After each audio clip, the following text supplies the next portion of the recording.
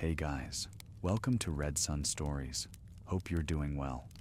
Tonight, meet Tofu-kozō, the mysterious yokai who's silently haunted Japanese rainy streets for 250 years, appearing to strangers with an offering they can't refuse.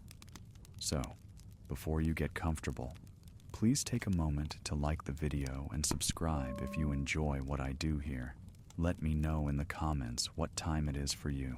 I would love to connect with you guys. Now, let's dive into tonight's story together. The rain had been falling for hours when she first noticed the small footsteps echoing her own. Tokyo's streets were empty at this hour, neon signs reflecting in puddles like fractured dreams, umbrellas abandoned in doorways. The convenience store glow had faded 3 blocks back. Now only streetlights guided her path home, each casting long shadows that danced with the rain. She should have taken a taxi, should have called someone, should have done anything except walk alone through this downpour at 2 a.m. But the footsteps, those small, deliberate footsteps, they made her stop. She turned. 10 paces behind stood a child, no more than 5 or 6 years old, wearing an enormous, conical bamboo hat that seemed impossibly large for his small frame. The kind of hat you might see in old woodblock prints, the kind that street vendors wore centuries ago when they hawked their wares through Edo's narrow lanes. His kimono was old-fashioned, patterned with strange symbols she couldn't quite make out in the rain-blurred darkness. Daruma dolls, perhaps. Fish, owls, drums. Patterns that seemed to shift when she tried to focus on them. In his tiny hands, he held a wooden tray, and on that tray sat a perfect square of white tofu, pristine despite the rain, decorated with a single red maple leaf pressed into its surface like a seal. He didn't speak, didn't move, just stood there in the downpour, water streaming off the edges of his enormous hat, creating a curtain of rain around his small form, offering, waiting. She should have kept walking. She knew she should, but the tofu looked so fresh and the child so earnest, and there was something hypnotic about the way the maple leaf seemed to glow red against that impossible whiteness. Her hand moved before her mind could catch up, reaching out, fingers extending toward the offered plate. The child's head tilted up beneath the hat. For just a moment, she saw his eyes. Too old, too knowing. The eyes of something that had been offering tofu on rainy nights for over 200 years. The eyes of something that had walked every rain-soaked street in every city in Japan, following strangers, extending this same wooden tray, decorated always with this same red maple leaf, waiting for someone to accept. Her fingers touched the edge of the plate. The child smiled, or did he?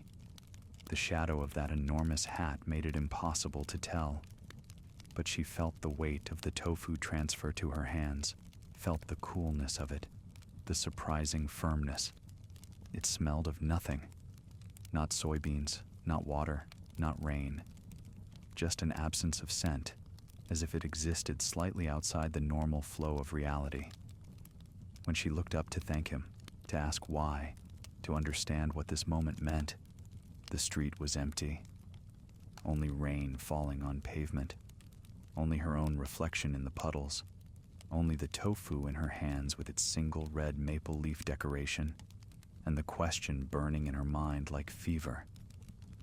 What happens now? What happens to those who accept the offering of Tofu-kozō, the strange child who has haunted Japan's rainy nights since 1772, appearing from nowhere, carrying tofu through streets that shift from Edo period wood to modern concrete, never aging, never speaking, never explaining why he offers or what the tofu means. She stood in the rain, holding the plate, and wondered if she should take a bite. That's when she remembered the old stories, the warnings whispered in elementary school, passed between students like secret knowledge, about a child with an enormous hat, about tofu offered on rainy nights, about what grows inside you if you eat it. But those were just stories, weren't they? The tofu sat in her hands, white and perfect and impossibly tempting. And somewhere in the darkness, she heard small footsteps walking away, already seeking someone else to offer to, already continuing his endless rounds through rain-soaked streets. A child who might be harmless or might be deadly, who might be blessing or might be curse, who walks and walks and walks through every rainy night in every city in Japan, offering, always offering, that pristine square of tofu decorated with a single red maple leaf. She looked down at it, looked at the empty street, looked at the rain falling all around her, and she made her choice. But to understand what that choice meant, you must understand how Tōfu-kozō came to be. Because unlike most yokai, unlike the ancient spirits that crawled from mountains and forests and deep dark waters, yokai born from centuries of folklore and fear, Tōfu-kozō simply appeared one day in 1772, fully formed, with no ancient legends to explain him. He is Japan's first modern urban yokai, the first spirit born not from nature, but from city streets. The first yokai created not by tradition, but by commerce and culture, and the strange alchemy of Edo period storytelling. Picture Japan in the Ane era. The year is 1772, and Edo, what we now call Tokyo, has become the largest city in the world, with over 1 million people crowded into its narrow streets. The shogunate rules with iron discipline, yet culture flourishes in the spaces between authorities' gaze. Kabuki theaters draw massive crowds. Picture books called kibyōshi, with their yellow covers and satirical stories, fly off printing presses. And most importantly for our story, tofu has become the food of the people. Cheap, nutritious, versatile. Tofu sellers walk the streets wearing distinctive conical bamboo hats, calling out their wares, carrying their wooden trays stacked with pristine white squares. The hats protect them from sun and rain. The hats make them instantly recognizable. The hats become iconic. And somewhere in this moment, in this convergence of urban density and tofu culture and storytelling hunger, Tōfu-kozō is born. Some say an enterprising tofu seller invented him as an advertising character. Imagine it. A clever merchant realizes that if he creates a memorable mascot, something strange and compelling, something that people will talk about and remember, his tofu will sell better than his competitors. So he crafts the image of a child, innocent, unthreatening, wearing the iconic vendor's hat, but enormous, comically oversized, carrying a tray of tofu, wandering streets, offering his wares to passers-by. It was meant to be charming. It was meant to sell tofu. Instead, it became something else entirely. The image caught fire in the popular imagination. Within months, Tōfu-kozō appeared in picture books. Within a year, kabuki performances featured him. Artists drew him. Storytellers wove tales around him. Children played games pretending to be him. He appeared in the 1777 book Bakemono Shuchi Hyoban-ki by Koikawa Harumachi, a critical review of various yokai and monsters, rating them like actors or restaurants. And there he was, this strange child with his enormous hat and his tofu, rated and discussed alongside ancient spirits that had terrorized Japan for centuries. He even appeared in cookbooks. The 1782 Tofu Hyakuchin, the 100 Curiosities of Tofu, featured him as a mascot, this invented yokai lending his mysterious appeal to recipes for tofu dishes. Imagine that. A being created to sell tofu becoming so popular, he appears in the very cookbooks teaching people how to prepare what he carries. But if he was invented, why did people start claiming to see him? The reports began almost immediately. People walking home on rainy nights would hear small footsteps behind them, would turn to see a child with an enormous bamboo hat standing motionless in the downpour. Some said he followed them for blocks, never speaking, never threatening, just walking behind them with his wooden tray. Others said he would appear suddenly around corners, offering his tofu silently, then vanishing when they tried to respond. Was it mass suggestion? Elaborate pranks? Had someone actually started dressing as Tōfu-kozō to capitalize on his popularity? Or had the act of collective imagination somehow brought something into being?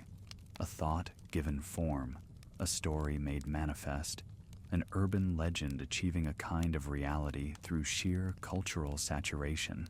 The Edo period had a hunger for new yokai stories.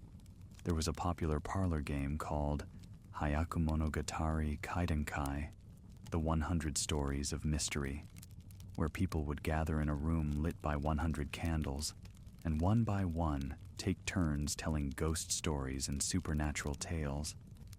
After each story, they would extinguish one candle, and the room would grow darker, and the atmosphere more tense, until the final candle was snuffed out and supposedly something supernatural would appear.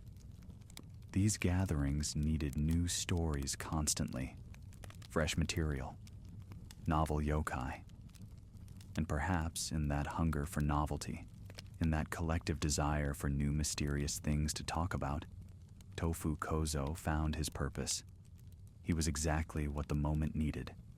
Something strange, but not terrifying, mysterious, but accessible, connected to everyday life, yet inexplicably odd. He was a yokai you might actually encounter, not in some distant mountain village or ancient forest, but right there on your street, on your way home from the market, in your own rain-soaked neighborhood. And he carried tofu, common, everyday tofu. Not ancient talismans or mystical objects, but something you ate for dinner. The mundanity of it somehow made it more unsettling. Because if a supernatural being offers you tofu, what does that mean? What happens if you accept? What transformation might occur from consuming something so ordinary offered by something so strange? The artists of Edo couldn't agree on what he looked like.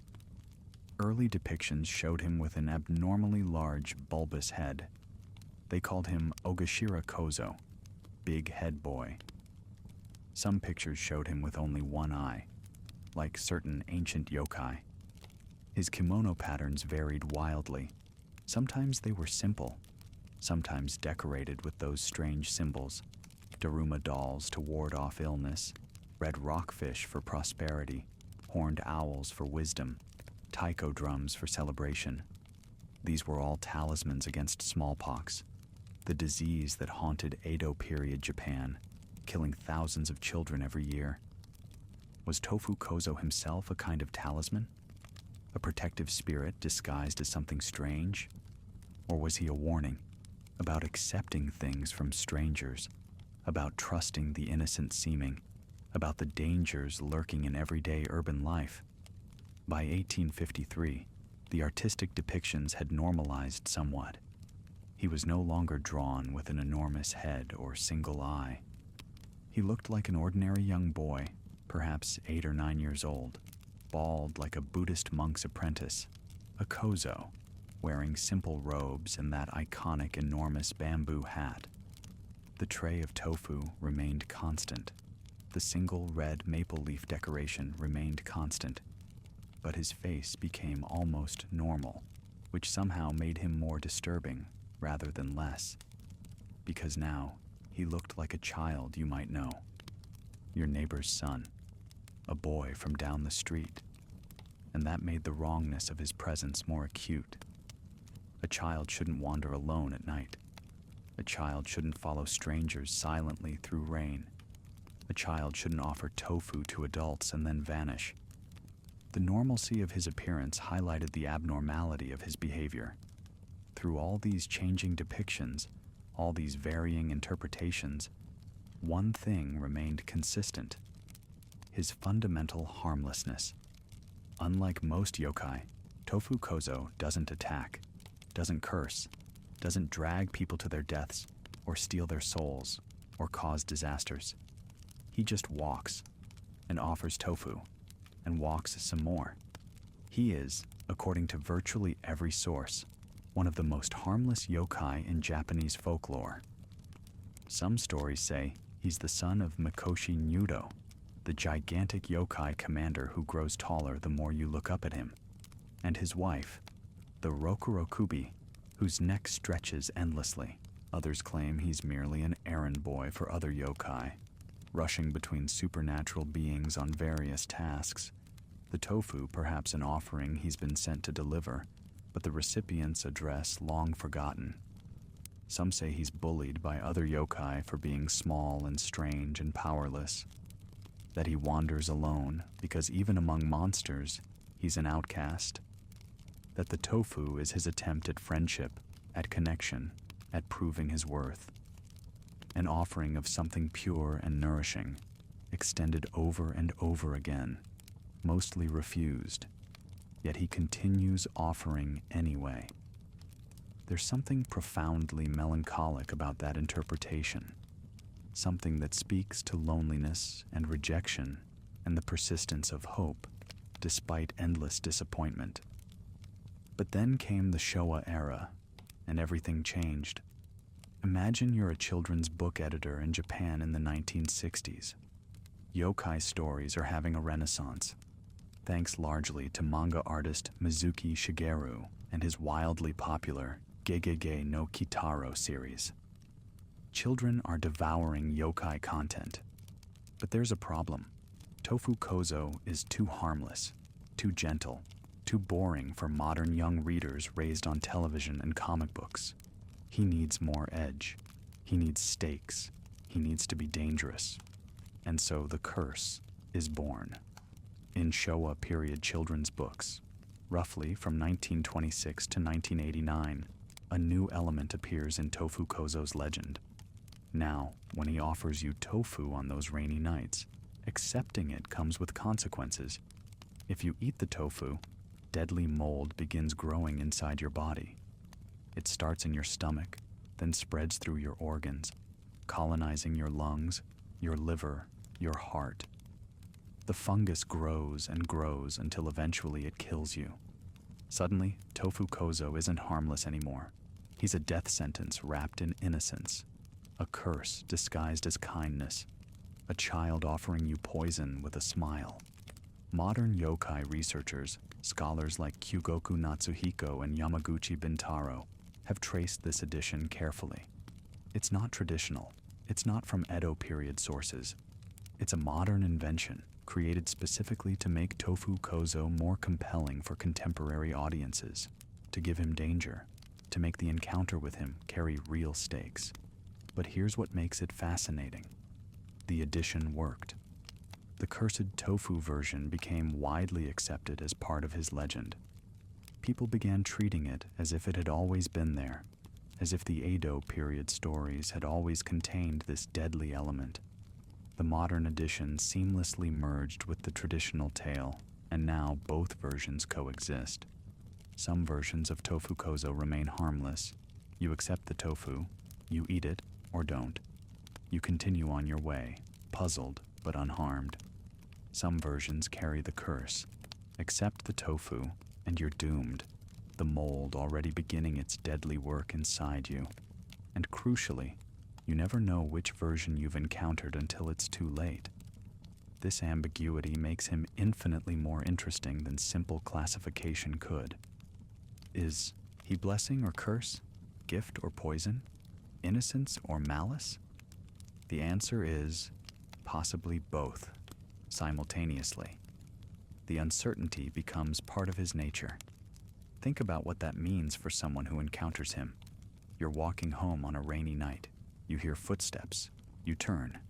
There he is, this small child with his enormous bamboo hat, his wooden tray, his pristine white tofu decorated with a single red maple leaf.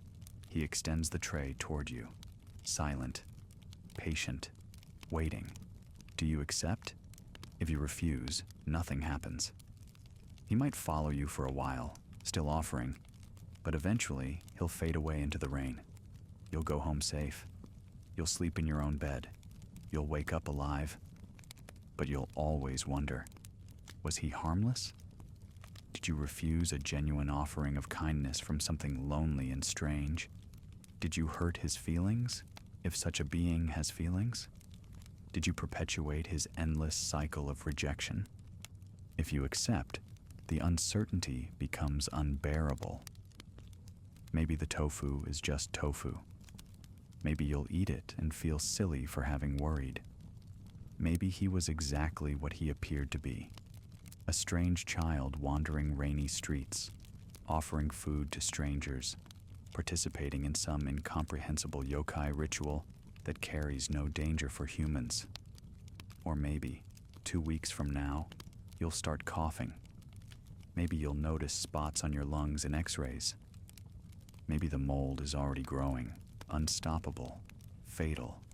The price of accepting what the strange child offered in the rain. You have no way to know. That's the horror of it. Not jump scares or violence or obvious threat, but uncertainty. The terrible weight of not knowing whether you've just doomed yourself by accepting an innocent-seeming gift. And Tōfu-kozō himself, does he know? When he offers that tofu, does he understand what it might do? Is he malicious, deliberately spreading death disguised as kindness? Is he oblivious, genuinely trying to offer nourishment and confused by the fear and rejection? Is he trapped in some curse of his own, forced to offer deadly tofu against his will? A child condemned to be a vehicle of death forever?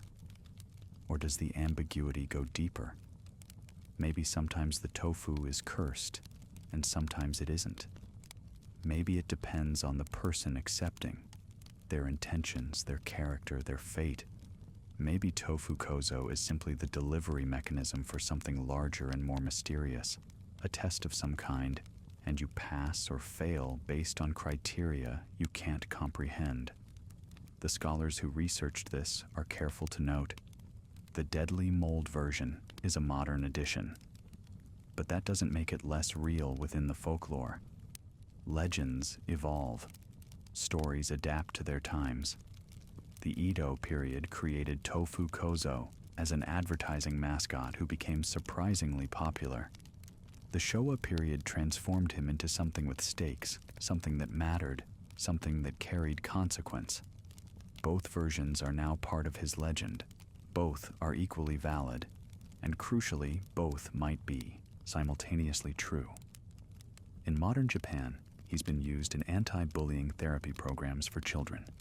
Therapists present Tōfu-kozō as a yokai who gets bullied by other yokai for being small and strange and powerless. They help children identify with him, understand his loneliness, process their own feelings of being different or outcast.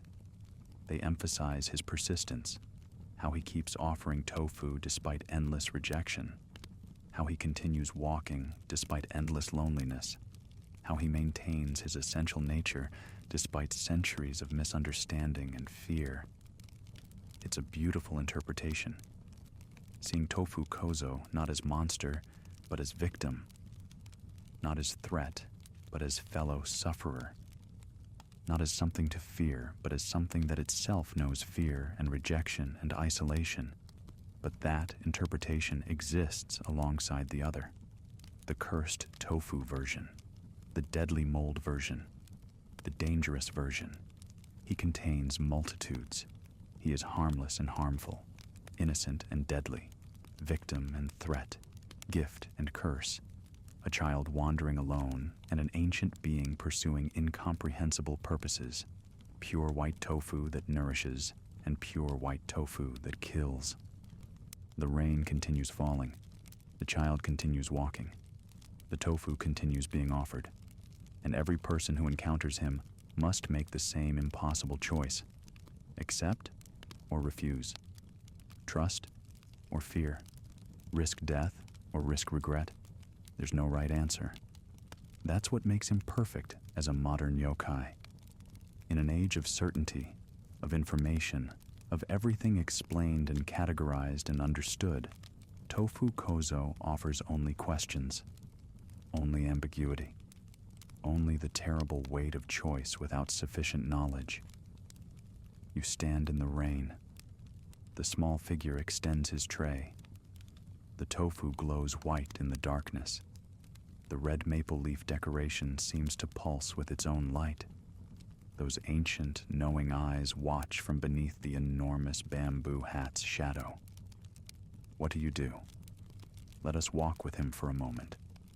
Let us follow Tofu-kozō through the centuries of rain, through the transformation of Edo into Tokyo, through the evolution of city streets from packed earth to cobblestone to pavement to concrete.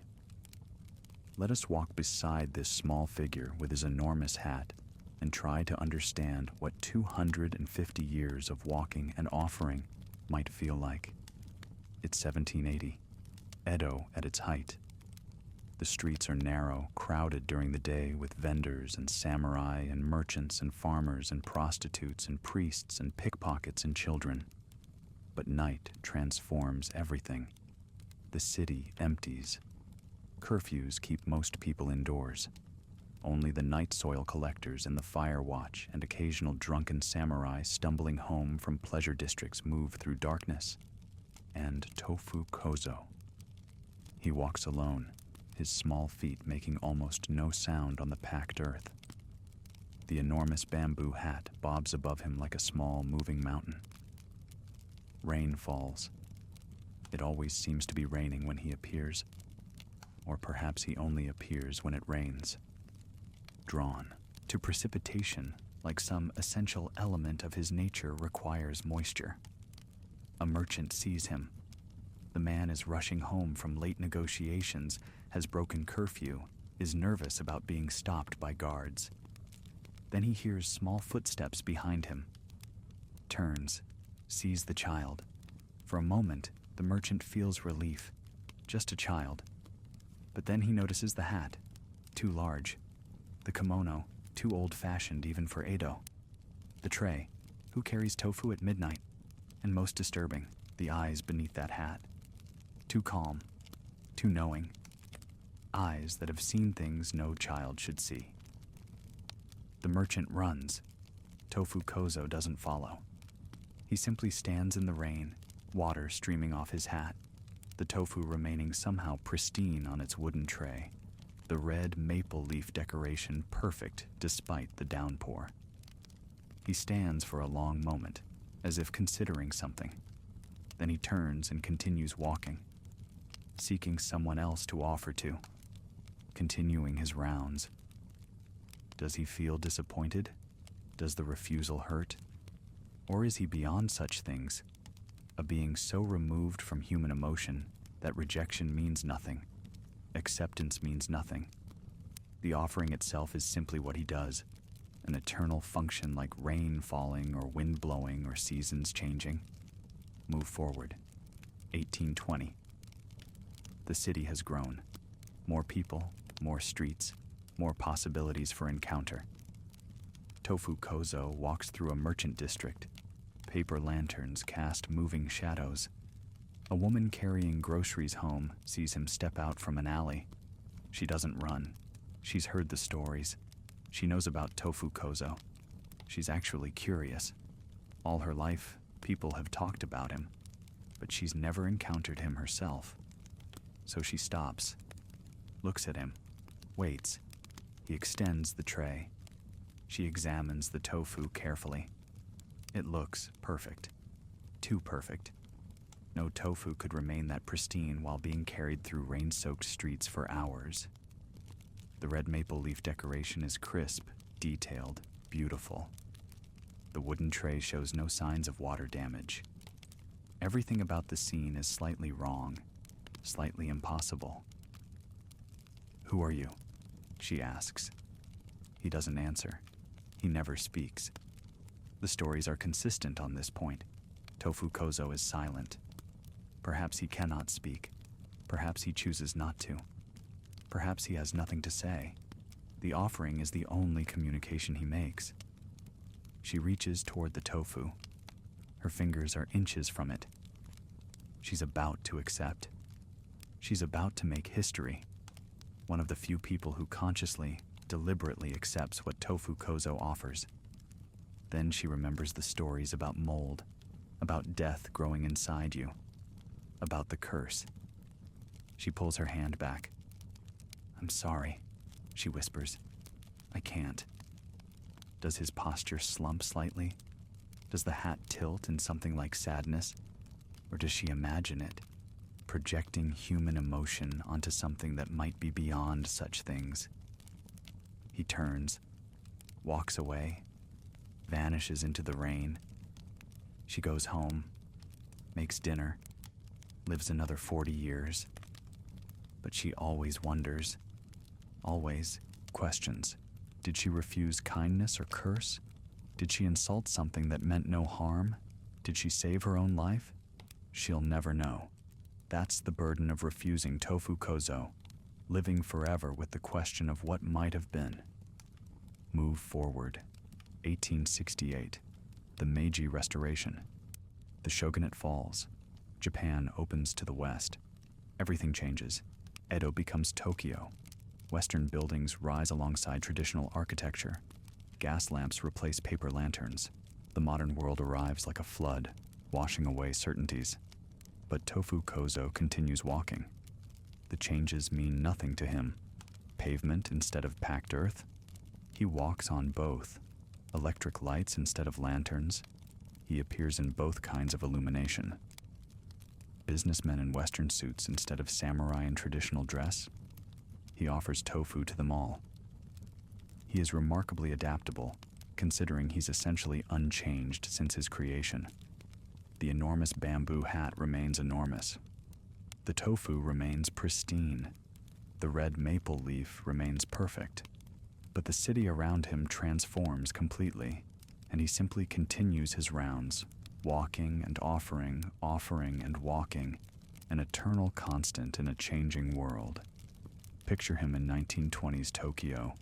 Jazz clubs and cafes line streets now paved with asphalt. Automobiles chug past. Women in Western dresses walk beside men in business suits. The city has become cosmopolitan, modern, looking toward the future. And there's Tofu-kozō, wearing his Edo period kimono and his enormous bamboo hat, carrying his wooden tray through streets now lit by electric signs advertising beer and movies and coffee. He looks wildly out of place. He looks like a ghost of the past wandering through the present. He looks exactly like what he is, something that shouldn't exist, continuing to exist anyway. A young student sees him. She's studying literature at the new university, reading Western novels, dreaming of writing her own stories. She's heard about Tofu-kozō in children's books, thinks of him as a cute folkloric character, something quaint from old Japan. Then she sees him in reality. There's nothing cute about it. The enormous hat creates shadows that seem wrong, seem too deep, seem to contain more darkness than they should. The tofu glows with impossible whiteness. The eyes beneath the hat are ancient, patient, waiting. This isn't a character from a storybook. This is something real and strange and utterly beyond her understanding. He extends the tray. She backs away slowly, returns to her apartment, writes about the encounter in her journal. Years later, she'll publish a story based on the experience, helping spread Tofu-kozō's legend further into modern literature. She'll portray him sympathetically, a lonely spirit from old Japan trying to continue his purpose in a world that no longer has room for such things. It's a beautiful interpretation, and possibly correct, or possibly completely wrong. As always with Tofu-kozō, certainty remains elusive. Move forward through the war years. 1940s. Tokyo burns in firebombing raids. Hundreds of thousands die. The city becomes rubble and ash and emptiness. Surely now, in this destruction, Tofu-kozō will finally disappear. Surely whatever sustained him cannot survive such devastation. But when the dust settles and survivors begin rebuilding, there are reports. Small footsteps heard in ruins. A child with an enormous hat standing in the rubble. Tofu offered to families huddled in makeshift shelters. He walked through fire. He walked through destruction. He continues walking still. Some see this as hopeful. Even in humanity's darkest hour, even in complete devastation, something innocent and strange persists. Something that means no harm, probably, continues offering nourishment, possibly, to those who suffer.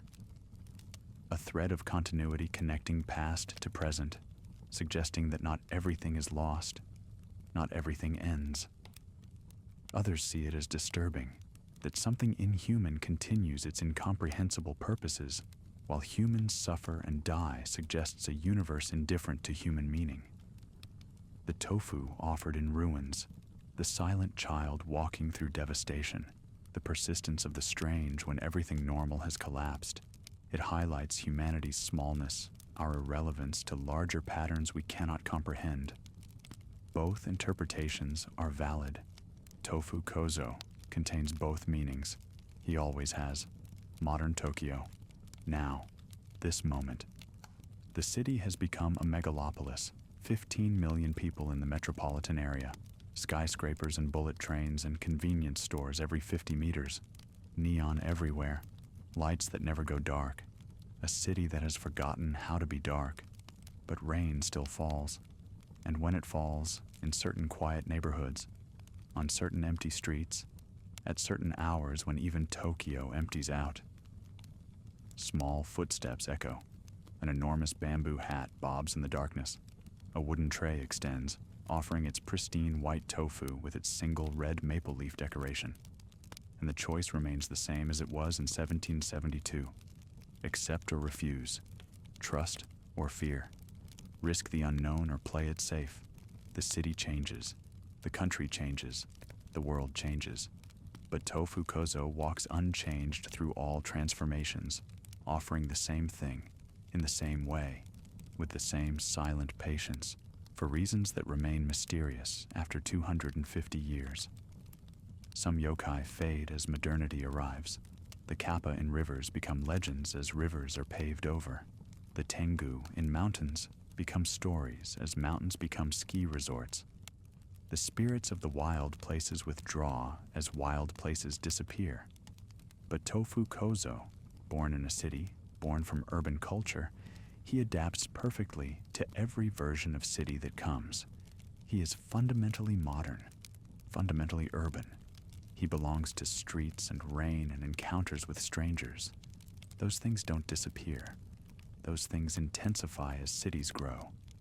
So he continues, walking, offering, being refused more often than accepted, vanishing into rain, appearing to the next person, and the next, and the next, for 250 years, and counting.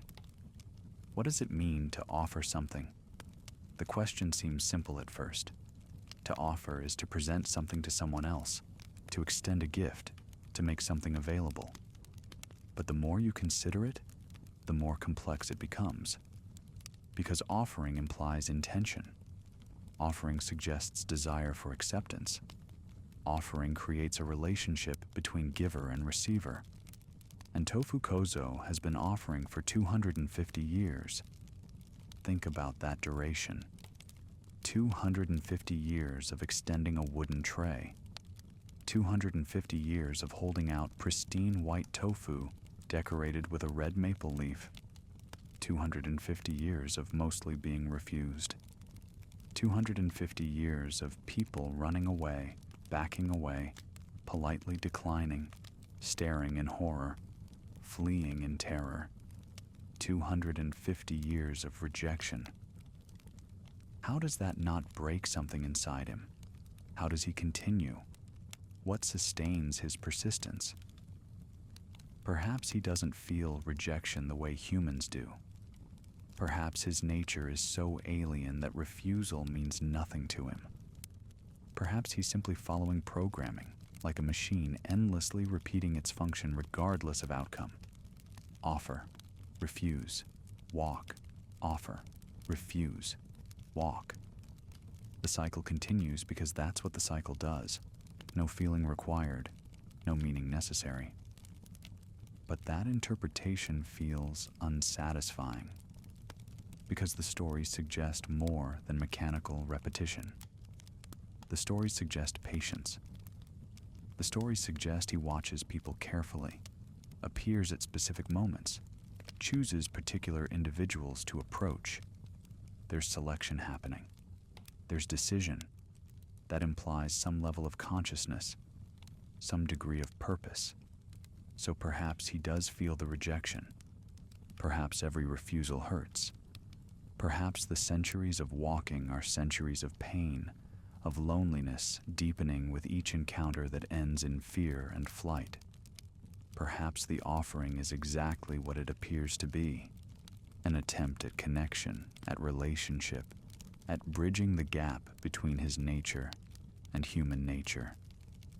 And perhaps his persistence in the face of endless rejection is the most tragic element of his entire legend. Consider what the offering means from different perspectives. From a human perspective, the offering is ambiguous and threatening.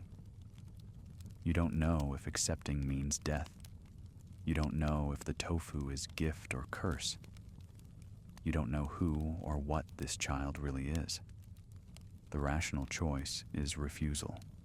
The safe choice is to keep walking, to not engage, to protect yourself from unknown risks. Most people choose safety. From Tofu-kozō's perspective, assuming he has one, the offering might mean something entirely different. Maybe the tofu represents nourishment, literally and metaphorically. Maybe he's trying to sustain people, to offer something valuable, to participate in the basic human exchange of food and acceptance. Maybe every refusal is a rejection, not just of tofu, but of his attempt at meaningful interaction with the human world.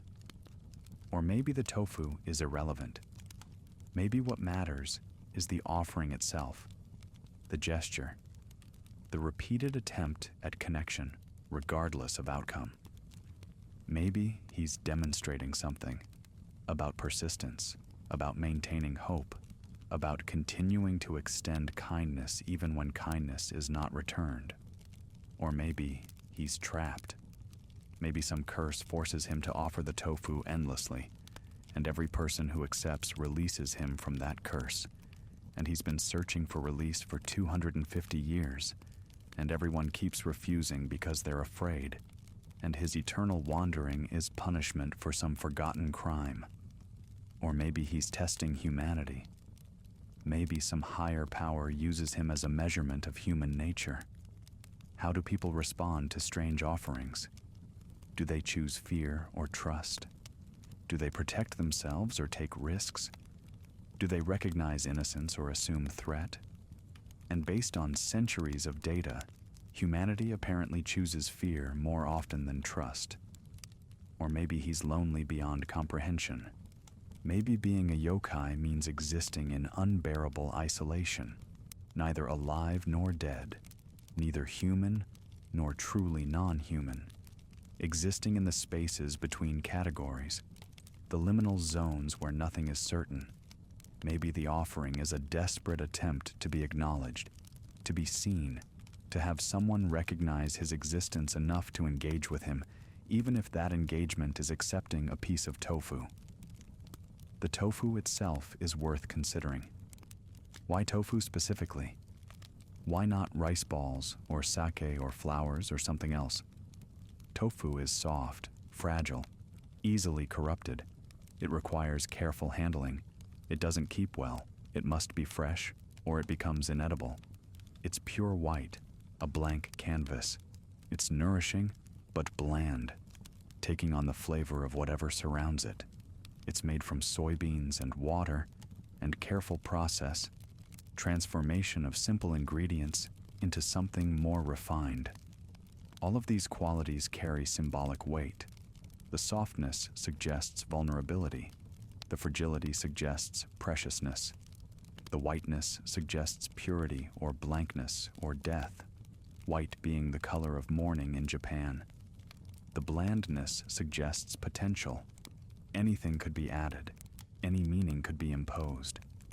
The careful process required for creation suggests attention, care, skill. And tofu requires acceptance quickly. You can't take it home and think about it. You can't study it extensively before deciding. If offered tofu on a rainy night by a strange child, you must either accept it then or refuse it then. There's no middle ground. The fragility of the food creates urgency in the decision. Perhaps that's the point. Perhaps Tōfu-kozō offers tofu specifically because it forces immediate choice. You cannot defer. You cannot negotiate. You must decide in that moment. Trust or fear, acceptance or refusal, engagement or withdrawal.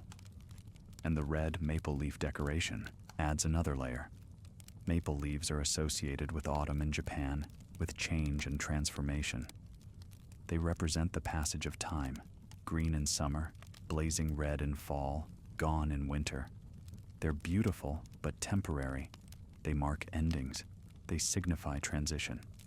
So on Tōfu-kozō's pristine white tofu, that symbol of purity, blankness, potential, sits a red maple leaf, change marked on unchanging whiteness, the temporary decorating the eternal.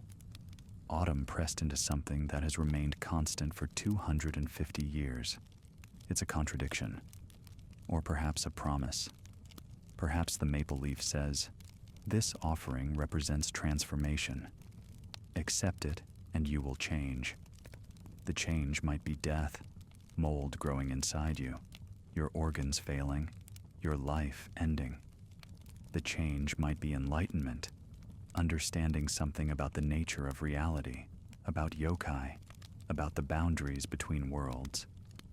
The change might be subtle, walking away slightly altered, carrying the memory of this impossible encounter, forever marked by having met something that shouldn't exist. But change will come. The maple leaf guarantees it. Unless the offering is refused, then nothing changes. You remain exactly as you were, safe, unchanged, protected from transformation, whether that transformation would be blessing or curse. The offering, then, becomes a question about change itself. Do you choose safety and stasis? Or do you choose risk and transformation? Do you protect what you are? Or do you gamble on what you might become? Most people choose safety. Most people refuse. Across 250 years, across millions of potential encounters, acceptance remains rare. The stories of people who accepted the tofu and survived to tell about it are few enough to count. Either because few people accept, or because those who accept don't survive, or because those who accept are transformed into something that no longer tells stories. Imagine being the offering that is almost always refused. Imagine extending something, whether it's kindness or curse or test or gift, and having it rejected over and over and over again across centuries. What does that do to a being? What does that mean? For humans, such persistent rejection would be devastating. We need acceptance. We need recognition. We need our offerings to be received, our gifts to be appreciated, our attempts at connection to succeed at least sometimes. Endless rejection breaks human spirits, leads to despair, to bitterness, to giving up. But Tōfu-kozō doesn't give up, doesn't stop offering, doesn't become bitter or cruel or vengeful. He simply continues, walking through rain, appearing on empty streets, extending his wooden tray, offering his pristine white tofu with its red maple leaf decoration, patient, silent, waiting. That persistence is remarkable. Whether it comes from inhuman nature that doesn't feel rejection, or from superhuman dedication that continues despite feeling rejection, the persistence itself is extraordinary. Perhaps that's the real lesson Tofu-kozō teaches. Not about accepting mysterious offerings, or fearing strange children or understanding yokai nature, but about persistence, about continuing to offer even when offerings are refused, about maintaining your purpose even when your purpose seems futile, about walking through rain for 250 years, carrying tofu, seeking someone who will accept, and continuing to seek even when almost everyone refuses. There's something beautiful about that, something that transcends the ambiguity of whether he's harmless or deadly. The persistence itself becomes meaningful. The continued offering itself becomes the message. In modern anti-bullying therapy, when psychologists use Tofu-kozō as a symbol, this is what they emphasize. Not his strangeness, not his potential danger, but his persistence in the face of rejection, his continued attempts at connection despite being feared and avoided, his maintenance of essential self, offering tofu, wearing the enormous hat, walking through rain, despite centuries of misunderstanding. Children who are bullied identify with this. They understand being rejected for being different. They understand trying to connect and being pushed away. They understand the loneliness of being feared when you mean no harm. They understand walking through rain alone. And they can learn from Tofu-kozō's example. You continue. You maintain yourself. You keep offering who you are, even when people refuse to accept it. You persist through the rain. You walk through the centuries if necessary. You don't let rejection destroy your essential nature. It's a powerful lesson, and it exists alongside the other interpretation that Tofu-kozō might be deadly, might be curse, might be threat. Both meanings coexist. The harmless, bullied outcast and the potentially lethal yokai, the symbol of persistence and the warning against accepting unknown gifts. He contains both. He always has. That's what makes him perfect. The rain continues falling. The small figure continues walking. The enormous bamboo hat continues bobbing through darkness. The wooden tray continues being extended. The pristine white tofu with its red maple leaf decoration continues being offered. And every person who encounters him must make the same choice. Accept or refuse. Risk or safety. Change or stasis. Trust or fear. There is no correct answer. There never has been. The ambiguity is the point. You stand in the rain. The child extends his tray toward you. Those ancient eyes watch from beneath the hat's shadow. The tofu glows with impossible whiteness. The red maple leaf seems to pulse with its own light. What do? Let us consider specific encounters. Let us imagine moments across the centuries when individuals came face to face with Tofu-kozō and had to make their choice. Because in the choosing, in the moment of decision, something is revealed about human nature, about fear, about trust, about the terrible weight of uncertainty. An old woman, 1790. She's lived her entire life in the same neighborhood in Edo. She's seen everything.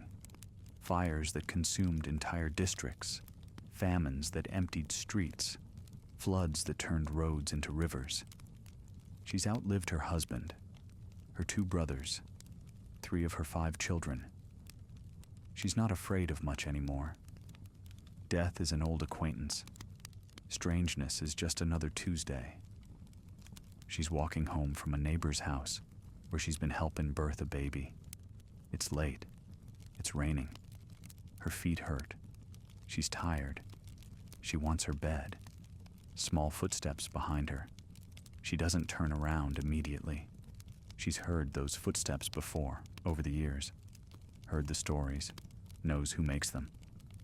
Finally, she stops, turns, looks. There he is, Tofu-kozō. Smaller than she expected. The hat really is enormous. The tofu really does glow in the darkness. He extends the tray. She looks at him for a long moment, considers. She's old enough that the mold curse, if it's real, wouldn't have much time to work. She'd die of old age before fungus could kill her. She's curious enough to wonder what the tofu tastes like. She's tired enough not to care much about consequences. Most importantly, she feels something like pity. This small figure, wandering through rain for who knows how long, offering tofu to people who always refuse. That's a lonely existence. Even yokai might need acknowledgement sometimes. She reaches out, takes the tofu from the tray. It's cool in her hands, firm, exactly the right texture. The red maple leaf decoration is beautiful. "Thank you," she says. Tofu-kozō's head tilts slightly. She can't see his expression beneath the hat, but she thinks he might be surprised. How often does anyone thank him? She takes a bite. It tastes like nothing. Not bland, nothing. As if her tongue can't quite process what she's experiencing. It's neither pleasant nor unpleasant. It simply exists in her mouth, something her senses can't quite categorize. She swallows, takes another bite, finishes the entire piece.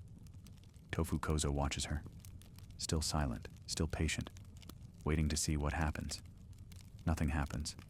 She feels exactly the same as before. Tired, old, feet hurting, ready for bed. No mold growing inside her. No curse manifesting. No transformation occurring.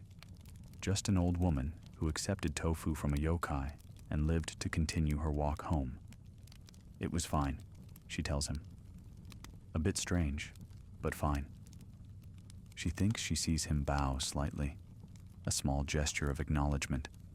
Then he turns and walks away into the rain, his enormous hat bobbing, already seeking someone else to offer to. The old woman goes home, sleeps, wakes the next morning, lives another 8 years, dies peacefully in her sleep at age 76. No mold, no curse, no consequence at all except the memory of that rainy night when she accepted what almost everyone refuses. Was she lucky? Did she receive the harmless version of the offering? Or did her character, her kindness, her lack of fear, her genuine gratitude somehow matter? Did Tofu-kozō recognize something in her that made the offering safe? There's no way to know. That's always the case with Tofu-kozō. No way to know. A samurai, 1825. Young, proud, skilled with his sword. He's walking home from his lord's estate, slightly drunk on sake, feeling invincible the way young men often do. The rain doesn't bother him. Nothing bothers him. He's 23 years old, and the world is his. Small footsteps behind him. He turns, hand already on his sword hilt. Some instinct tells him this is a threat. He sees the small figure, the enormous hat, the offered tofu. "Yokai," he says, his voice cold. Tofu-kozō extends the tray further, still silent, still patient. The samurai's pride is offended. How dare this creature approach him? How dare it offer him anything? He's samurai. He doesn't accept offerings from yokai. He doesn't acknowledge such things. He draws his sword. The blade gleams in the rain. Tofu-kozō doesn't move, doesn't flee, just stands there, still offering, as if a drawn blade means nothing to him. Perhaps it doesn't. Perhaps 250 years of encountering humans means you've seen every possible reaction, including violence, and you've learned that violence changes nothing. The samurai raises his sword. He's going to strike. He's going to cut this creature down. He's going to... He looks into the eyes beneath the hat. Ancient, patient, sad. The eyes of something that has seen samurai come and go, that has watched empires rise and fall, that has walked through rain while human dramas play out around it, like brief, flickering shadows. The samurai lowers his sword slowly. Something about those eyes unmans him. Something about that patient offering, maintained even in the face of violence, makes him feel small, makes him feel foolish, makes his pride seem petty. He sheathes his sword, turns, walks away quickly, almost running.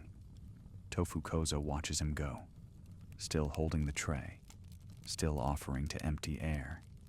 Then he turns and continues his rounds. The samurai never tells anyone about the encounter, dies years later in battle, his honor intact. But sometimes, in his last moments, he remembers those eyes, wonders what would have happened if he'd accepted instead of threatening, wonders if the tofu might have given him something, wisdom, peace, understanding, that would have made his death easier. But he'll never know. He chose pride over curiosity, safety over risk, and Tofu-kozō walked on, offering to someone else, someone who might be braver or more foolish or more desperate. A child, 1890. Tokyo now, not Edo. The city is transforming. Gas lamps light the streets. The child is lost, separated from her mother in the market, frightened, crying. Night has fallen. She's only 6 years old. She doesn't know how to get home. She hears footsteps, not adult footsteps, small ones, like hers. She turns, sees another child. Strange clothing, enormous hat, but another child nonetheless. Maybe he can help. Maybe he knows the way. She approaches him before he can approach her. "I'm lost," she tells him.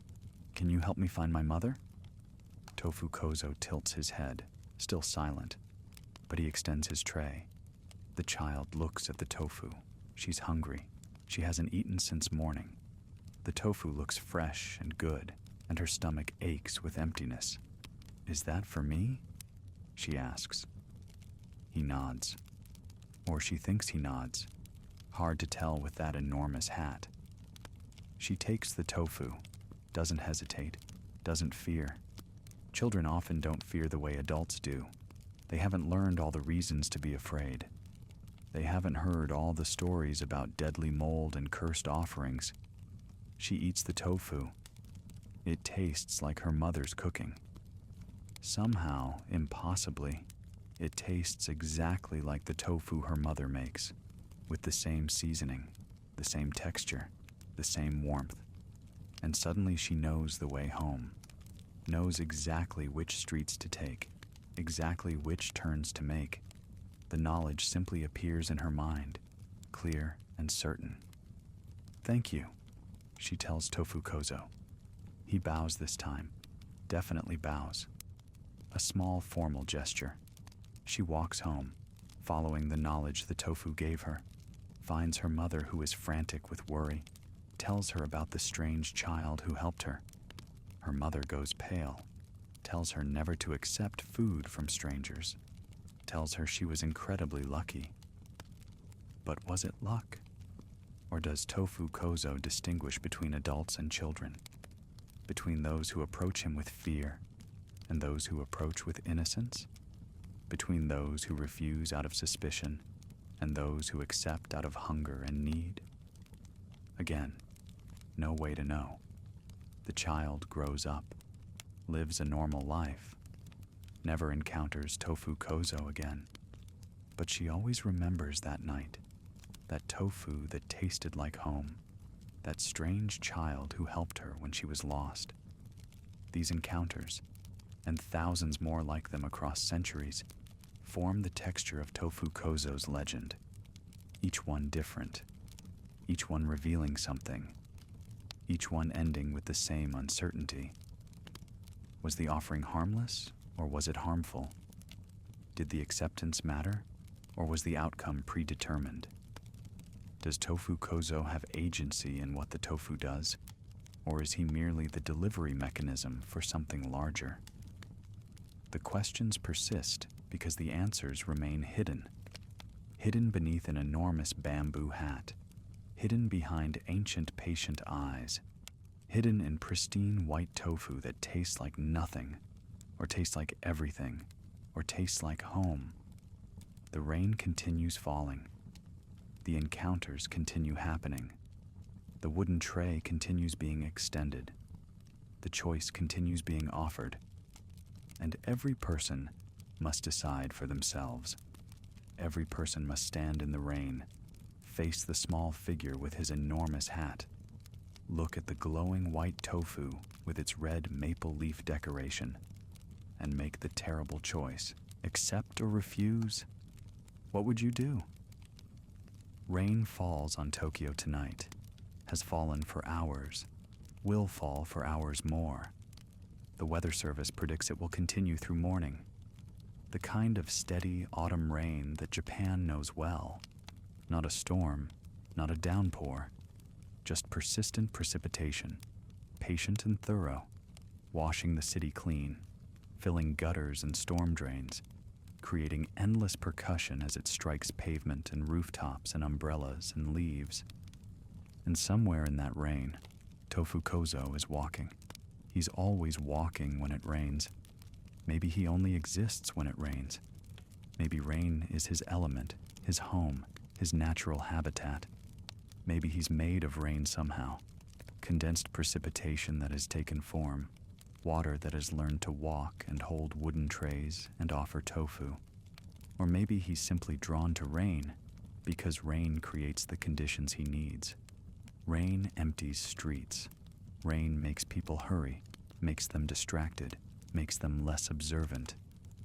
Rain creates atmosphere, that liminal quality where strange things feel possible, where the boundaries between normal and abnormal blur, where encountering a yokai seems slightly less impossible than it would on a sunny afternoon. Rain also conceals. In rain, you can't see clearly, can't hear clearly. Your senses are compromised by precipitation. Someone or something could be following you, and you might not notice until they're close. Very close. Close enough to offer you tofu. There's a reason so many yokai stories involve rain. Rain transforms familiar spaces into strange ones. Rain makes your neighborhood foreign. Rain creates pockets of isolation, even in a city of millions. Even on streets that are usually crowded, rain can make you feel utterly alone. And in that isolation, in that strangeness, encounters become possible. Think about rain for a moment. Really think about it. Not as inconvenience or weather pattern, but as phenomenon. Water falling from sky. Millions upon millions of drops, each one a tiny world, each one reflecting light. Each one following gravity down to earth. Together they create sound, that endless susurration, that white noise that masks other sounds, that rain voice that speaks without words. Rain is liminal, between sky and earth, between cloud and ground, between water and not water. Rain exists in transition, in the space between states. That's why it's perfect for yokai encounters. Yokai also exist in liminal spaces, between living and dead, between human and non-human, between real and unreal. Tofu-kozō walking through rain is liminal encountering liminal, threshold meeting threshold. The in-between spaces recognizing each other. Listen to rain falling. Really listen. The sound varies depending on what it strikes. Sharp patter on leaves.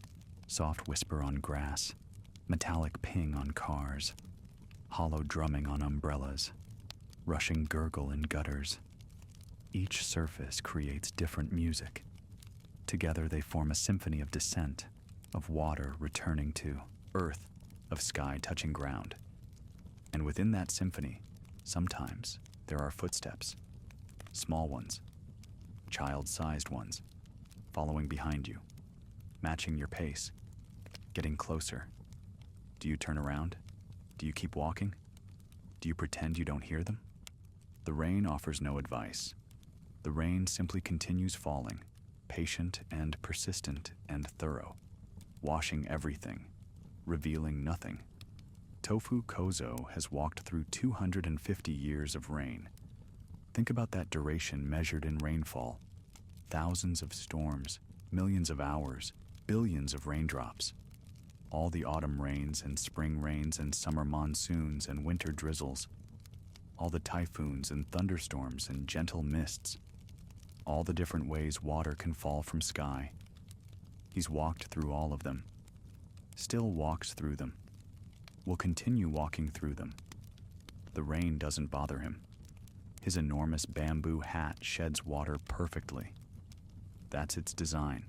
That's its purpose. The water streams off the edges, creating a curtain around him, a veil of precipitation that both protects and conceals. His kimono stays somehow dry beneath that hat, or if it gets wet, he doesn't seem to notice. The tofu on his wooden tray remains pristine, never dissolving, never washing away, never showing any sign of water damage despite being carried through endless rain. It's impossible. All of it is impossible. But impossibility is precisely what defines yokai. They exist in the spaces where impossibility becomes real, where the rules bend, where what shouldn't happen does happen anyway. And Tofu-kozō is perhaps the most impossible of all, because unlike ancient yokai with centuries of tradition behind them, he appeared suddenly, fully formed, with no gradual evolution. One day there was no Tofu-kozō. The next day there was. Created whole from urban culture, and tofu boom and advertising ambition and storytelling hunger. Impossible, yet real. Yet walking through rain for 250 years. What does he think about during those walks? Does he think at all? Does he have consciousness in any way humans would recognize? Does he remember his creation, if he was created? Does he wonder about his purpose, if he has purpose? Does he feel loneliness in the endless walking, endless offering, endless rejection? Or is he something simpler? A function given form, a story that tells itself, a legend that walks because walking is what the legend does. Perhaps consciousness doesn't enter into it. Perhaps he's more like rain itself, happening because certain conditions create him, persisting because those conditions persist, untroubled by questions of meaning or purpose or emotion.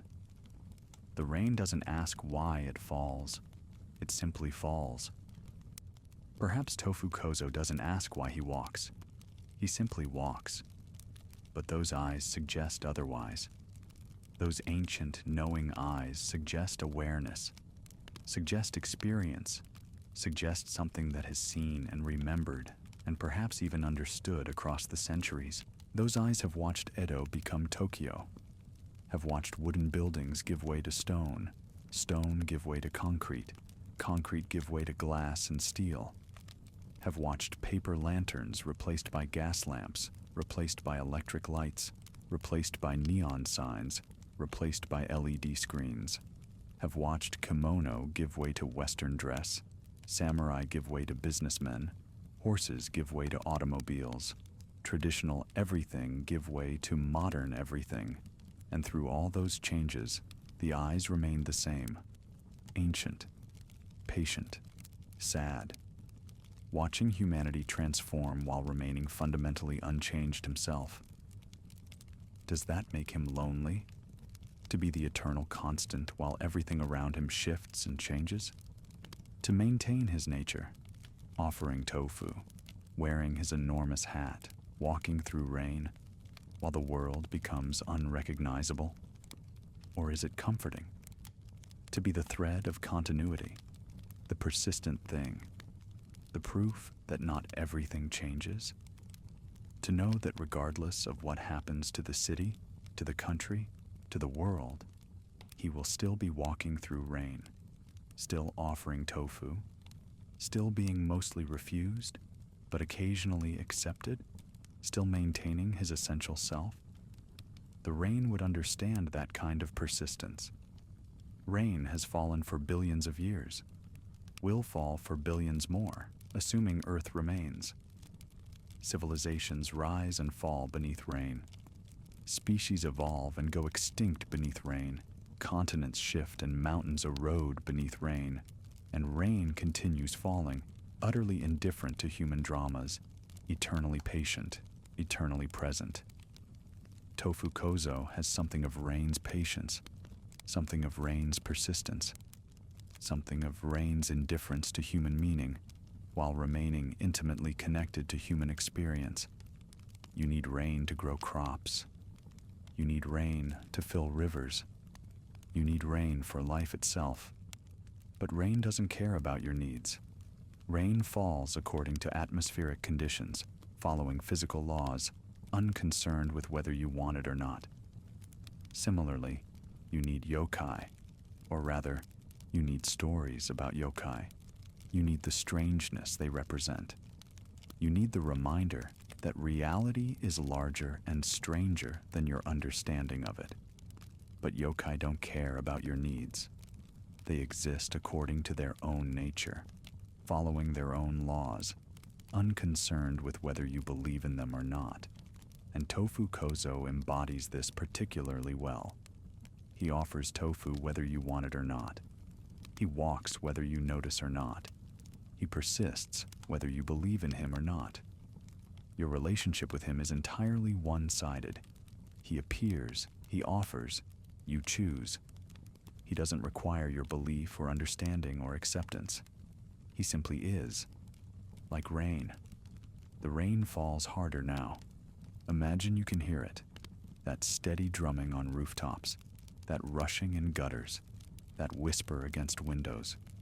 Close your eyes and listen to rain falling in your mind. Feel it creating that blanket of sound, that white noise that masks everything else, that rain voice speaking its wordless language. And in that rain, in your mind, imagine small footsteps. Imagine turning and seeing the small figure with the enormous bamboo hat. Imagine the wooden tray being extended toward you. Imagine the pristine white tofu with its red maple leaf decoration glowing in the darkness. Imagine those ancient eyes watching from beneath the hat's shadow, patient and knowing and sad. Imagine the choice being offered. Accept or refuse, trust or fear, change or stasis. What would you do? The rain continues falling. The question remains unanswered. The offering remains extended. Time stretches out, patient as rain, patient as 250 years of walking, patient as the eternal now of standing in precipitation, facing impossible choices.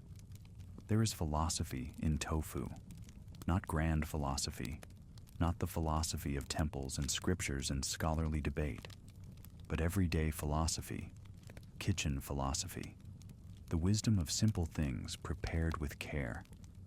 Tofu is transformation. Soybeans become soy milk. Soy milk becomes curds. Curds become blocks of white substance that looks like almost nothing but can become almost anything. It's protein from plants, substance from seeds, something firm and nourishing from liquid and powder. The process requires patience, requires precise timing, requires understanding when to add heat, when to add coagulant, when to press, when to rest. Rush the process and you get mush. Skip steps and you get nothing. But follow the process with care and attention and you get tofu. There's a lesson in that, about transformation requiring patience, about following processes even when you don't fully understand them, about trusting that if you do the right things in the right order, something valuable emerges. Tofu-kozō carries this lesson literally, the physical embodiment of careful process walking through rain, offering itself to whoever will accept. But tofu is also fragile. Leave it out too long, and it spoils. Mishandle it, and it falls apart. Store it improperly, and mold grows. The real kind of mold, not the cursed kind, but still unpleasant, still making it inedible.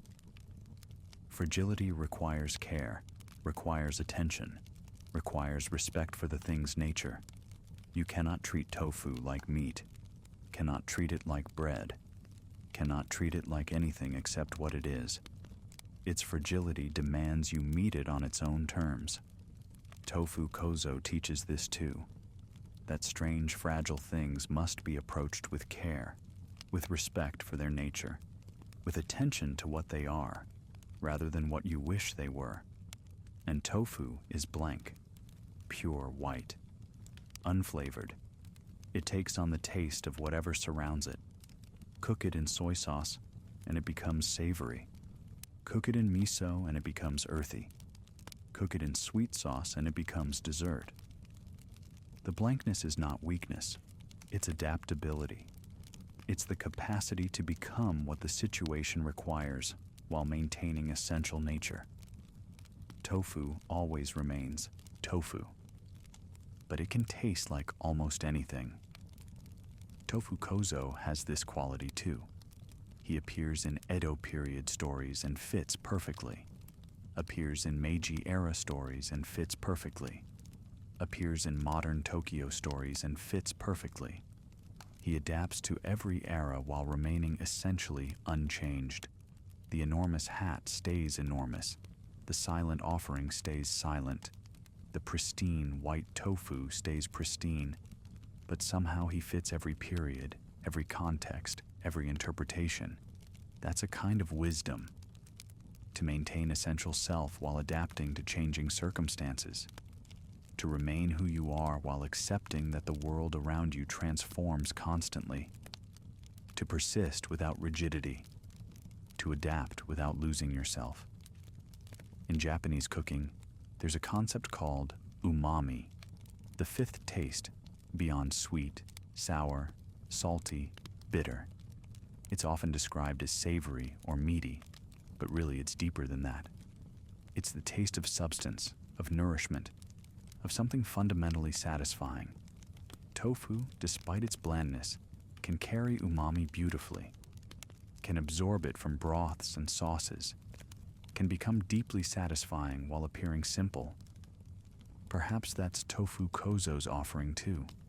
Perhaps the tofu he carries contains some kind of spiritual umami, something fundamentally nourishing despite its apparent simplicity. Perhaps those who accept it receive not flavor, but substance, not pleasure, but nourishment, not excitement, but deep satisfaction. Or perhaps the opposite. Perhaps the tofu's blankness means it carries nothing. Perhaps accepting it means accepting emptiness, accepting that sometimes offerings are empty, accepting that not every gesture contains meaning. Both interpretations feel true. That's the nature of blank things. They contain whatever you project onto them. Tofu-kozō's offering is as blank as the tofu he carries. You can interpret it as gift or curse, blessing or warning, nourishment or poison. The blankness accepts all interpretations equally. There's wisdom in that too, in being blank enough that others can find meaning, in offering something open to interpretation rather than something rigidly defined, in letting the receiver determine value rather than imposing value yourself. Think about the maple leaf decoration, that single red maple leaf pressed into white tofu. It's the only decoration, the only color against all that whiteness. And it's the symbol of autumn, of change, of things ending beautifully. In Japan, maple leaves are celebrated. People travel to see them turn red and gold. There are festivals dedicated to viewing them. There's even a word, momijigari, maple leaf hunting, for the practice of seeking out the best autumn colors. But maple leaves are also melancholic, beautiful precisely because they're dying. The red color comes from the tree withdrawing resources, preparing for winter, letting the leaves go. The beauty is farewell. The celebration is acknowledging ending. So when Tofu-kozō decorates his offering with a maple leaf, he's decorating it with beautiful ending, with change, with the knowledge that accepting the tofu means accepting transformation, And transformation always involves something ending so something else can begin. Even if the tofu is harmless, even if it nourishes without cursing, accepting it means changing. Means you cannot return to the moment before you met Tofu-kozō. Means you carry the memory, the experience, the knowledge of having encountered something impossible. Means you're marked by strangeness forever. That's what the maple leaf promises: beautiful change, melancholic transformation, the ending of innocence or ignorance or certainty, replaced with knowledge of mystery, with memory of rain, with understanding that the world contains more than you thought it did. Is that worth accepting? Is that worth risking? The maple leaf asks, but doesn't answer. Tofu philosophy extends further.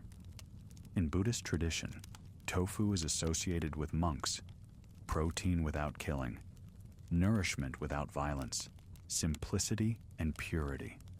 The bald head that Tofu-kozō often displays in pictures, that's a monk's head, a kozō, a young monk in training.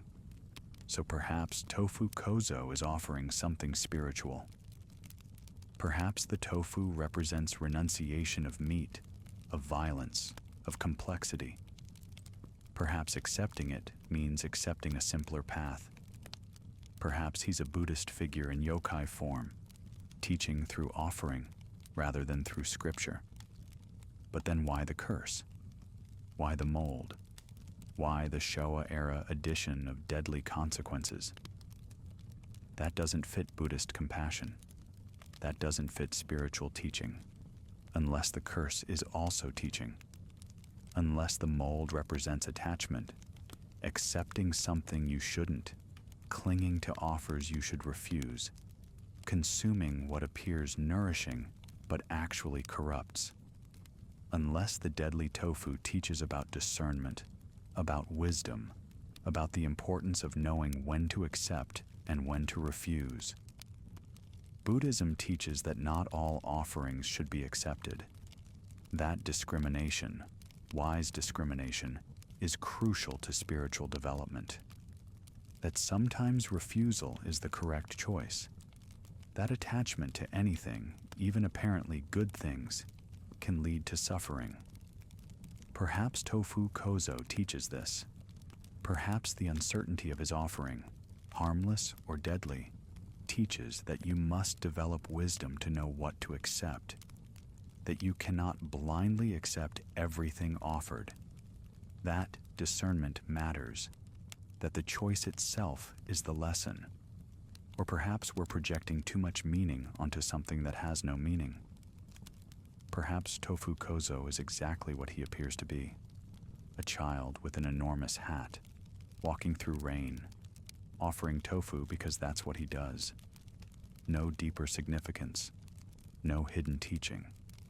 Just a strange being doing strange things because strangeness is his nature. That would be very Zen. To seek no meaning, to simply witness what is, to accept that some things are inexplicable, and that's fine. To stand in rain, see a child with an enormous hat offering tofu, and think, how strange, and nothing more. The rain continues falling. The tofu continues being offered. The maple leaf continues decorating the white surface. The enormous hat continues creating shadows. The ancient eyes continue watching. And somewhere, someone is standing in rain, facing this choice, trying to decide whether to accept or refuse, trying to read meaning into tofu, trying to find wisdom in a wooden tray, trying to understand what it means that this moment is happening. Perhaps understanding isn't the point. Perhaps the point is the rain, the offering, the choice itself. Perhaps meaning doesn't matter as much as experience. Perhaps philosophy isn't found in answers, but in questions that persist. The rain would agree with that. Rain doesn't answer questions. Rain simply falls. And that's enough. 250 years is longer than most buildings stand, longer than most families remember their histories, longer than languages remain unchanged, longer than borders stay fixed, longer than almost anything human persists. But Tofu-kozō has been walking for 250 years, offering for 250 years, mostly being refused for 250 years, and he continues. What does eternity feel like? Not literal eternity. The universe will end eventually. Physics promises that. But human-scale eternity, centuries, generations, persistence across time so long that it becomes essentially eternal from human perspective.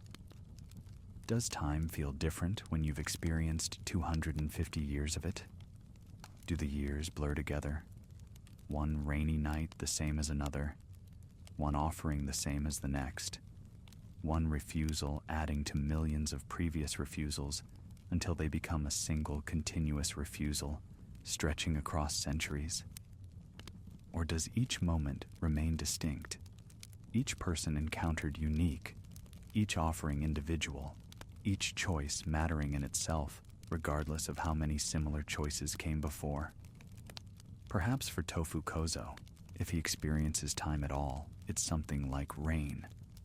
Each drop is individual, a specific moment, a specific fall, a specific impact.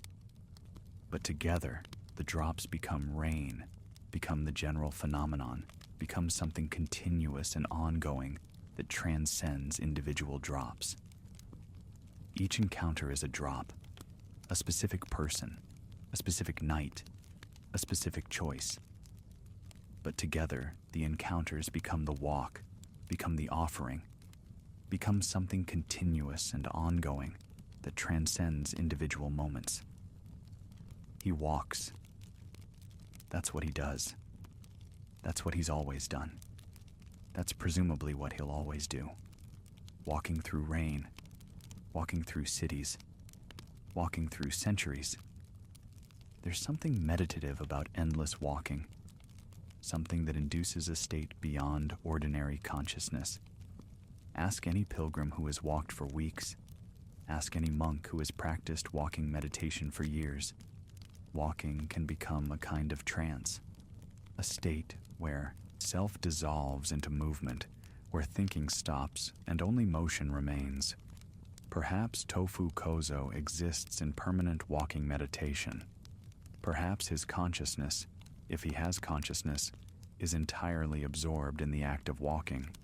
One foot forward, then the other, then the first again, endlessly. The enormous hat balanced on his head, the wooden tray steady in his hands, the tofu pristine on the tray. Just walking, just offering, just being.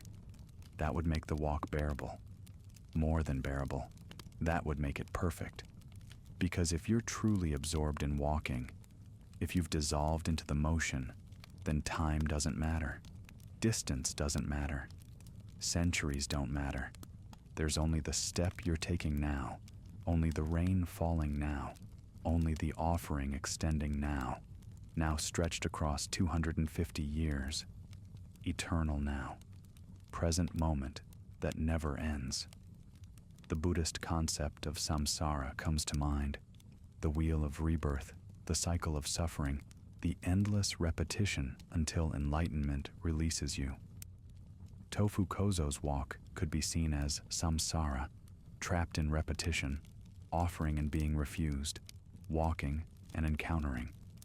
The same pattern over and over across lifetimes, across centuries, until something finally changes. But what would release him? What would end the walk? What would allow him to stop offering and rest?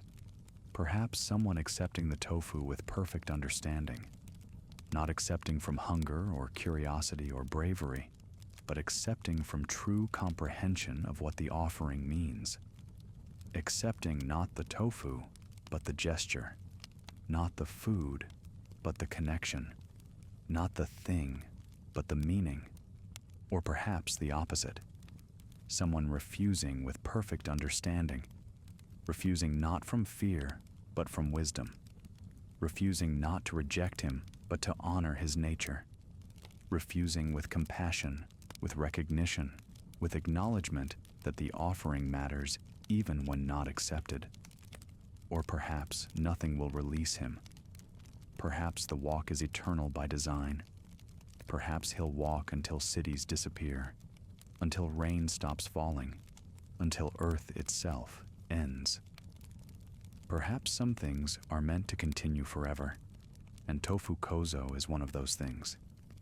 There's comfort in that interpretation. In a world of constant change, of endless transformation, of nothing staying the same, something persists. Something walks through rain offering tofu regardless of era or context or belief. Something maintains its nature while everything else shifts. That persistence itself becomes valuable, not for what it achieves, but simply for being, for demonstrating that continuity is possible, for proving that not everything is temporary. Children grow up hearing about Tōfu-kozō. In some families, it's a bedtime story, the strange child with the enormous hat who walks through rain. In some families, it's a warning. Don't accept food from strangers, even if they seem harmless. In some families, it's a comfort. Even yokai can be gentle. Even the strange can be innocent, and some of those children grow old, have children of their own, tell the same stories, and their children grow old, have children, tell the stories again. Through generations, across centuries, Tōfu-kozō walks through family memories as surely as he walks through rain. That's a kind of immortality, to persist in stories, to continue in cultural memory, to be the thing that grandparents tell grandchildren when rain falls hard and nights are dark, and children need to know that strangeness exists but isn't always dangerous. Tōfu-kozō has achieved this, from possible advertising mascot in 1772 to beloved yokai in 2025, from the wooden prints and kibyōshi books of Edo to the manga and anime and games of modern Japan, from oral stories told during Hyaku Monogatari Kaidankai to therapists using him in anti-bullying programs. He persists. The walk continues. The offering extends. The rain falls. And perhaps that's enough. Perhaps persistence itself is meaning enough. Perhaps walking for 250 years, offering for 250 years, being mostly refused but occasionally accepted for 250 years. Perhaps that creates its own value, its own significance, its own kind of perfection. Not perfection of achievement, not perfection of success, but perfection of continuity, perfection of maintained purpose, perfection of essential nature preserved across time. The rain doesn't judge itself by how much crops grow. The rain simply falls. And that's perfect. Tōfu-kozō doesn't judge himself by how often the offering is accepted. Tōfu-kozō simply walks and offers. And perhaps that's perfect too. It's still raining tonight. Will rain tomorrow. Will rain next week, next month, next year. Autumn rains and spring rains and summer monsoons and winter drizzles. Rain that has fallen since before humans existed. Rain that will fall after humans are gone. Patient, persistent, thorough rain, washing everything, dissolving nothing that matters, continuing its ancient work of falling and falling and falling. And Tōfu-kozō will walk through that rain, is walking through it now, will walk through it tomorrow and next week and next month and next year. Will walk until the last rain falls, until the last city stands, until the last person encounters him and makes the terrible choice, accept or refuse. Picture him now, in your mind, small figure beneath enormous bamboo hat, walking through rain-soaked streets, carrying his wooden tray with its pristine white tofu decorated with a single red maple leaf. Patient, silent, alone, offering. Always offering. The rain creates curtains around him, water streaming off the hat's edges, surrounding him with precipitation, making him seem even more separate from the world, even more isolated. But he doesn't seem to mind, or if he minds, he's learned to accept it. 250 years teaches acceptance, if nothing else. His footsteps are small and quiet, easily missed, easily ignored. Many people never hear them at all. Walk right past him without noticing, lost in their own thoughts, focused on getting out of the rain, hurrying toward home and warmth and dry clothes. But some people hear, some people turn, some people see the small figure and have to make the choice. And every choice matters. Every acceptance or refusal adds to the story, adds to the legend, adds to the accumulated weight of 250 years of encounters. Every person who sees him becomes part of his story, becomes part of the eternal walk, becomes part of the rain. Because once you've encountered Tofu-kozō, you carry him with you, whether you accepted or refused, whether he was harmless or deadly, whether you understand what happened or remain forever puzzled. You carry the memory, the rainy night, the enormous hat, the pristine tofu, the ancient eyes, the terrible choice. That memory changes you. Subtly, perhaps. Maybe you look at tofu differently now. Maybe you listen more carefully for footsteps behind you in rain. Maybe you wonder sometimes if the strange exists more fully than you thought. Maybe you tell the story to others, spreading the legend further, giving Tofu-kozō life in new minds and new conversations. The maple leaf decoration represents this. Change, transformation, beautiful ending that allows new beginning.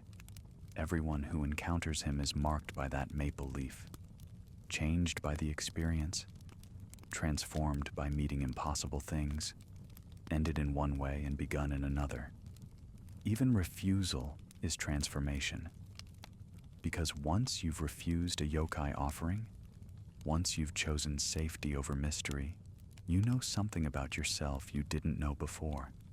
You know you're the kind of person who refuses, who chooses self-preservation, who values caution over curiosity. That's valuable knowledge.